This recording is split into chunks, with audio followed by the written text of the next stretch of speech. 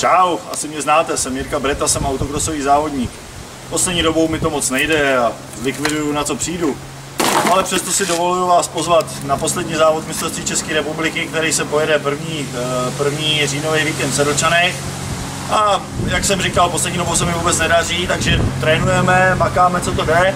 Já bych vám chtěl ukázat teď nějaký záběry z mýho tréninku. Dozvěděli jsme se nějaké nové informace od Kečupa, jak se v Sedlčanech pojede. Takže ukážeme vám ten můj trénink a pevně věříme, že ten pomůže k mému zlepšení. Jdeme na to.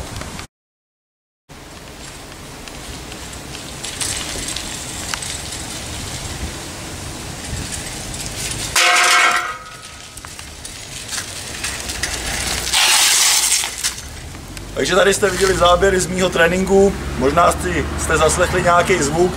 Bohužel tady nemáme k dispozici simulaci dalších vozů, takže mechanici používají zvuk, aby mě to vylekalo a dostal bych se do nějaké krizové situace.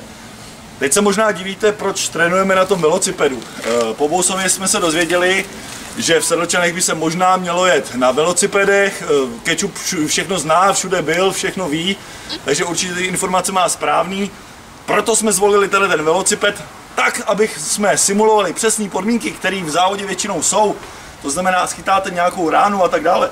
Tak máme i vohlý řídítka a pevně věříme, že tady natrénujeme a předvedeme v Sedlčanech to nejlepší, co ve mně a v našem velocipedu je.